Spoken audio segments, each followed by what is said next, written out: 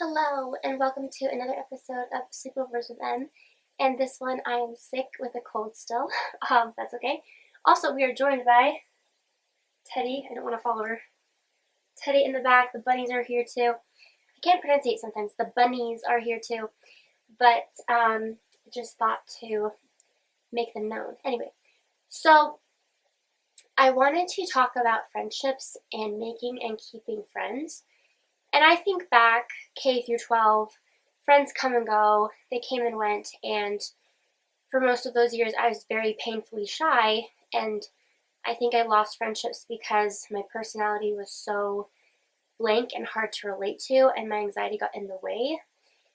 And so I would make friends only to lose them. Elementary school was easier, middle school was very hard, high school was hard at times, but then I hit college, and there's that saying, that phrase, like, making friends is harder the older you get.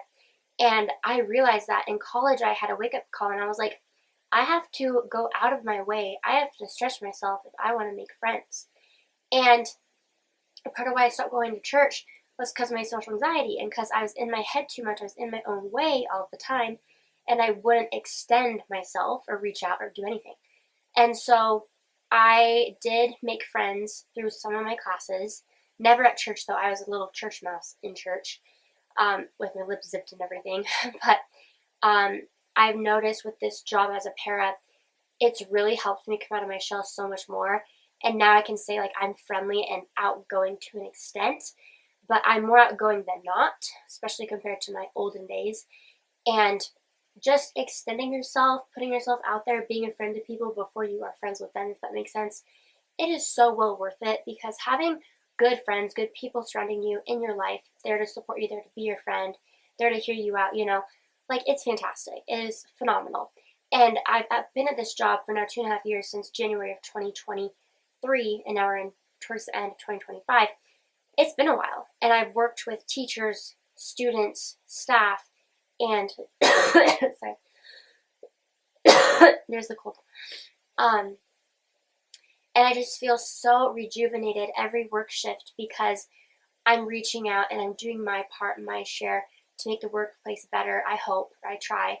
And what that does is it enlightens your world. It engulfs you in goodness, because you're being friendly and you're making people have a better day by simply being yourself and bringing yourself to the table, not hiding who you are, not being bashful in how you are, just being proud of yourself for being you. And I think that is so huge and impactful and powerful. And I wouldn't have it any other way. I've made the most friends I've probably ever met and made in a long time than the past just couple years of this new job as a parent. And every year I'm getting more and more friendly. I'm getting more and more outgoing. I'm extending myself more. I'm talking to more people. I'm keeping my old friendships at the same time. And there's Connie, there's Lisa, the list goes on. And I have names of my coworkers on a list, on a Word doc, saved for when I get married. Because when I get married, I want them there. I've never had this many friends in one place. And it feels so good, so healing. And I just love that I can be myself and share myself and receive that back. And I love to get to know people. And I'm just so grateful for it. So yes, friendships as you get older, they do get hard, but they're not impossible. And I have a little saying for myself now: the impossible is only impossible until you prove it wrong. And I am the perfect example of that. I was so shy. I could not make a peep in class for years, for a long time. And now look, like, I'm talking to a camera. I have so many friends at work. I have a history and experience with talking with people. And I've made so many friends, like, from this place and that place and this job and that job and this class, this class. Like, I feel like I was in my own way. And don't do that, because you are so amazing. Be your own best friend and at the same time make friends. And if you're a stay-at-home mom or dad, however old you are, wherever you are at life, if you're a student, if you're a parent, if you're an employee, like, whatever you're doing, please talk to people. Even if they're not, like, quote, friends, just talking to people, it fills your bucket up so fast. And it leaves you feeling social and proud of yourself because you made it, you did it. Okay, I've talked for a long time.